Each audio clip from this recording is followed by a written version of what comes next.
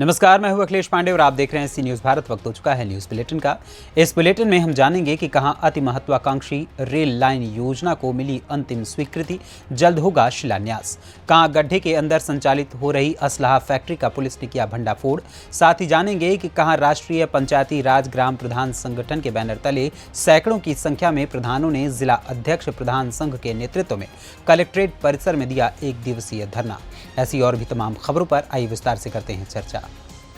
चतरा जिले वासियों का चिर परिचित वाती महत्वाकांक्षी सपना जल्द साकार होने वाला है। लंबे समय से ठंडे बस्ते में पड़े चतरा गया रेल लाइन निर्माण योजना को रेल मंत्रालय ने अपनी अंतिम मंजूरी प्रदान की है, जिसके बाद जिले में रेल कनेक्टिविटी का रास्ता अब साफ हो गया है। इस बाबत रेल मंत्री अश्विनी वैष्णव ने सांसद सुनील कुमार सिंह व डीसी चतरा को योजना स्वीकृति का पत्र भेज दिया है।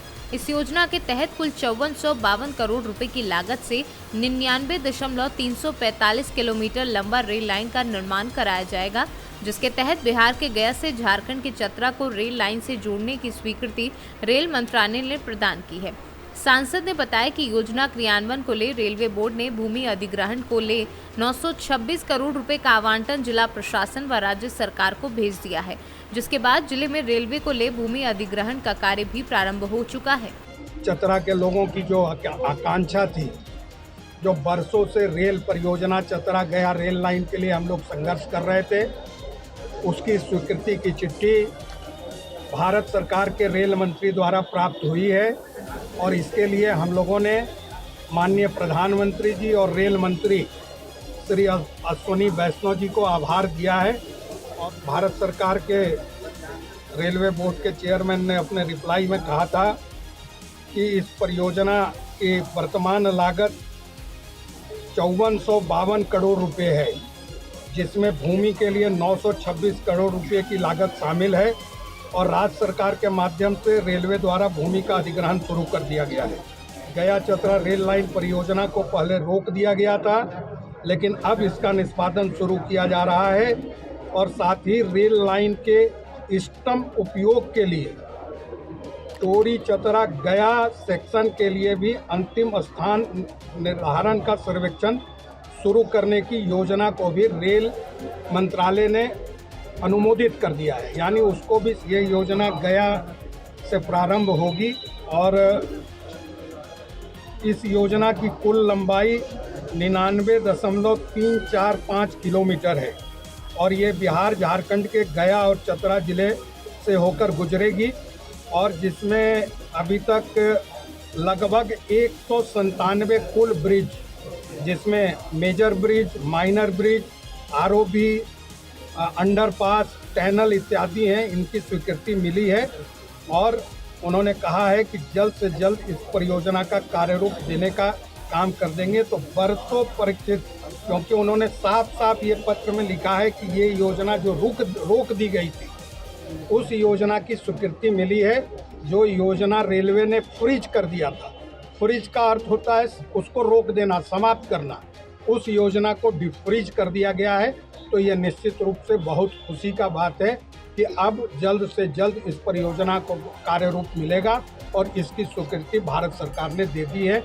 इसके लिए आप सभी को, चतरा के जनता के साथ साथ यहाँ के सभी जनप्रतिनिधि और मीडिया कर्मी को भी, क्योंकि मीडिया कर्मियों ने भी लगातार इस विषय को उठाकर जिंदा रखा, जिससे हम लोगों को लड़ने की प्रेरणा मिली। आप सबों को बहुत बहुत साधुवाद और हम लोग अब प्रयास करेंगे कि इस योजना का जल्द से जल्द शिलान्यास की तिथि का निर्धारण हो। बहुत बहुत चतरा से सीनू संवाददाता लकी की रिपोर्ट। गड्ढे के अंदर संचालित हो रही असलाहा फैक्ट्री का सुल्तानपुर घोष पुलिस ने भांडाफोड़ किया है। पुलिस ने असलाहा कारीगर, सप्लायर समेत 5 शातिरों को गिरफ्तार किया है। आरोपियों के पास से पुलिस टीम ने भारी तादाद में निर्मित व अर्धनिर्मित तमंचे, उपकरण और भट्टी बरामद की है। पुलिस अधीक्षक राजेश कुमार सिंह ने फैक्ट्री का खुलासा करते हुए बताया कि सुल्तानपुर घोष थाना प्रभारी अरुण चतुर्वेदी, सर्विलांस टीम प्रभारी राजेश कुमार ने शुक्रवार को थाना क्षेत्र के मोहम्मदपुर गौती में गड्ढे के अंदर संचालित हो रही असलाहा फैक्ट्री पकड़ी है। पुलिस ने असलाहा कारीगर लालमन विश्वकर्मा निवासी मोहम्मदपुर गौती, सप्लायर ओम प्रकाश सिंह निवासी गड़ी खागा को गिरफ्तार किया है।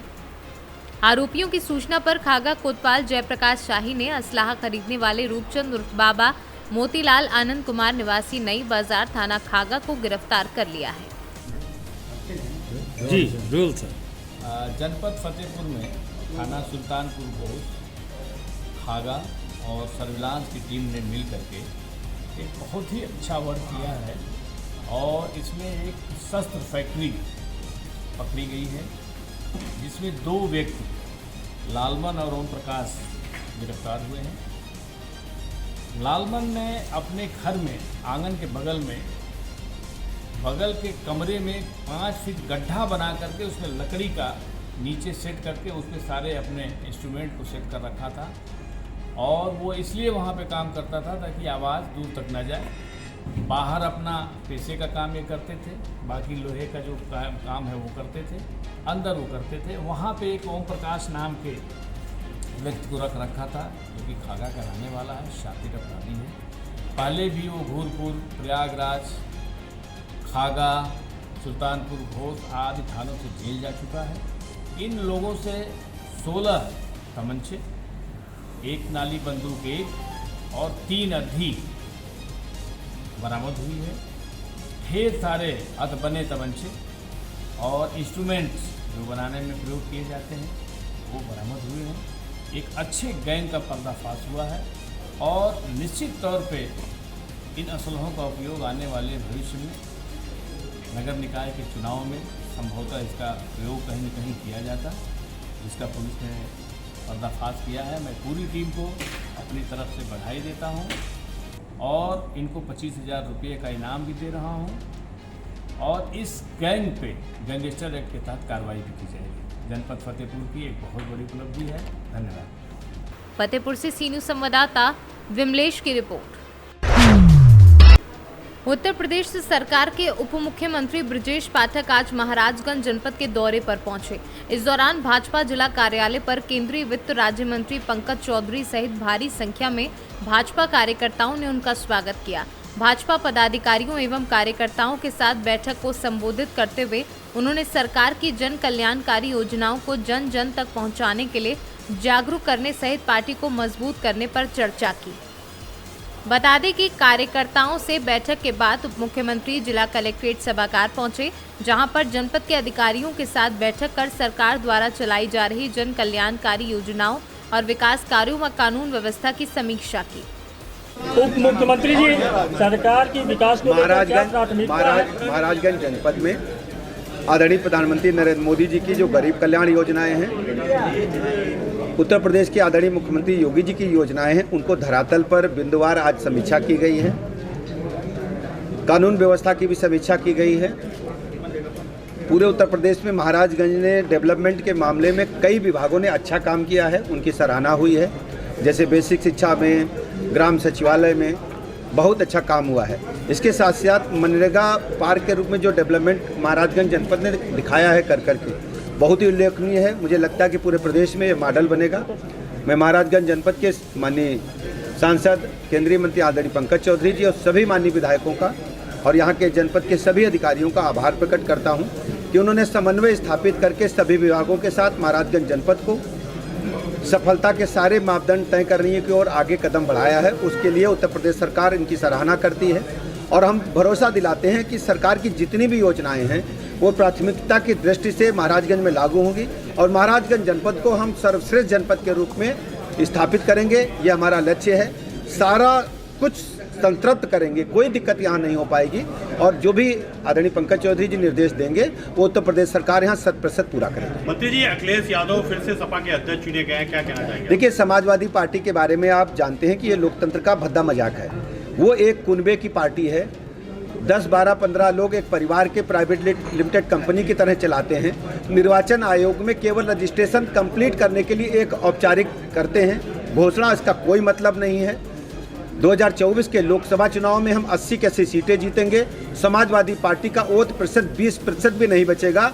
आप परिणाम आएगा 2024 में तो देखिएगा। अखिलेश यादव ने ट्वीट किया कि कन्नौज को ना योगी सरकार ना भाजपा सरकार, ये दोनों नहीं चाहते, इसलिए वहाँ विकास नहीं हो रहा। उनको लगता है कि उनका केवल डेवलपमेंट उनके घर में ही होता है। वो मैनपुरी से बाहर कभी नहीं निकल पाएंगे।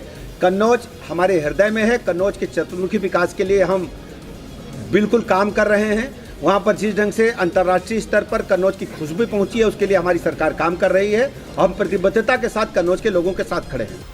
महाराजगंज से सीनू संवाददाता अंगद शर्मा की रिपोर्ट।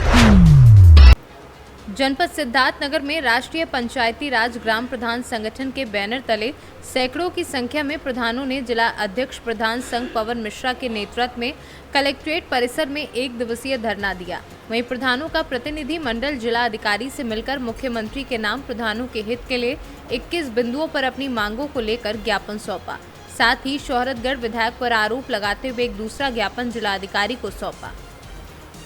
प्रधानों की प्रमुख मांगों में प्रधानों के मानदेय को बढ़ाने व प्रत्येक माह में मानदेय भुगतान करने सहित पंचायत सहायकों की मानदेय, सार्वजनिक शौचालय के केयर टेकर का मानदेय, गौशाला में मजदूरी भुगतान व प्रशासनिक मद से खर्च होने वाली धनराशि को अलग से उपलब्ध कराने की रही।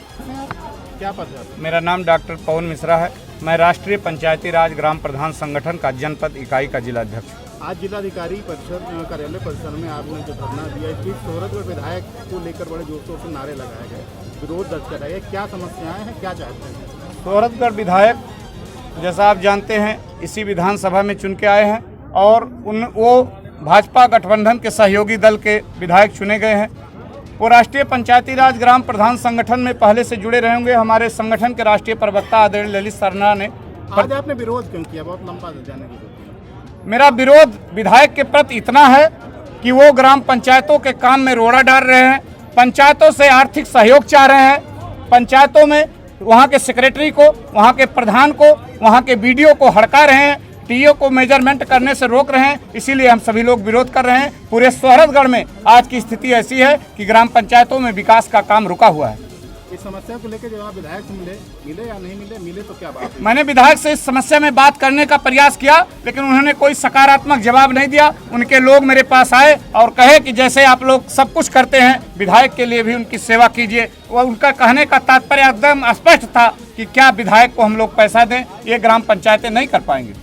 स्टेज से आपने अभी कहा था कि आपका प्रतिनिधिमंडल मिला और 7 करोड़ खर्च करने की बात जी, जिसके पीछे ये सब क्या है? विधायक जी से हम लोग मिले, उन्होंने कहा मैंने अपना सब कुछ बर्बाद कर दिया, 7 करोड़ रुपया खर्च करके मैं सिद्धार्थनगर में तब विधायक बना हूं, मेरा पैसा कैसे वापस आएगा, इस पर आप लोग गौर कीजिए। स्पष्ट संदेश था कि आप लोग ग्राम पंचायतों से लाकर कमीशन या पैसा मुझे दीजिए। अगर आपकी मांगे पूरी नहीं हुई तो क्या करेंगे? अगर मेरी मांगे पूरी नहीं हुई, जिलाधिकारी महोदय ने जो आश्वासन दिया है, तो निश्चित रूप से मुख्यमंत्री से मिलकर शोहरतगढ़ विधानसभा के हम सभी प्रधान साथी अपना सामूहिक इस्तीफा माननीय मुख्यमंत्री योगी आदित्यनाथ जी को देंगे, क्योंकि उन्हीं के निर्देशन पर हम लोगों ने विनय वर्मा जी को यहाँ का विधायक चुना था। सिद्धार्थनगर से सीनू संवाददाता राकेश मिश्रा की। उत्तर प्रदेश सरकार के उप मुख्यमंत्री ब्रिजेश पाठक आज महाराजगंज जनपद के दौरे पर रहे। इस दौरान जिला कलेक्ट्रेट सभागार पहुंचे, जहां पर जनपद के अधिकारियों के साथ बैठक करनी थी और सरकार द्वारा चलाई जा रही जन कल्याणकारी योजनाओं और विकास कार्यों व कानून व्यवस्था की समीक्षा करनी थी। इस दौरान ब्रिजेश पाठक की नजर वहां लगी गौतम बुद्ध की मूर्ति पर जा टिकी। पास पहुंचकर उन्होंने देखा कि मूर्ति पर धूल की परत चढ़ी है। फिर क्या था, बगल में खड़े पार्टी के जिलाध्यक्ष परदेशी रविदास के कंधे से उनका गमछा खींचकर मूर्ति साफ करने में जुट गए। वहीं ये सब देख अधिकारियों में हड़कंप मच गया। इस दौरान मीडिया के कैमरों का फ्लैश चमकने लगा। डिप्टी सीएम के इस काम की खूब चर्चा हो रही है। महाराजगंज से सीनू संवाददाता अंगद शर्मा की रिपोर्ट। फिलहाल के लिए इस न्यूज़ बुलेटिन में इतना ही। देश दुनिया की तमाम खबरों के लिए देखते रहें सी न्यूज़ भारत। हर खबर आपके साथ, आपके हाथ।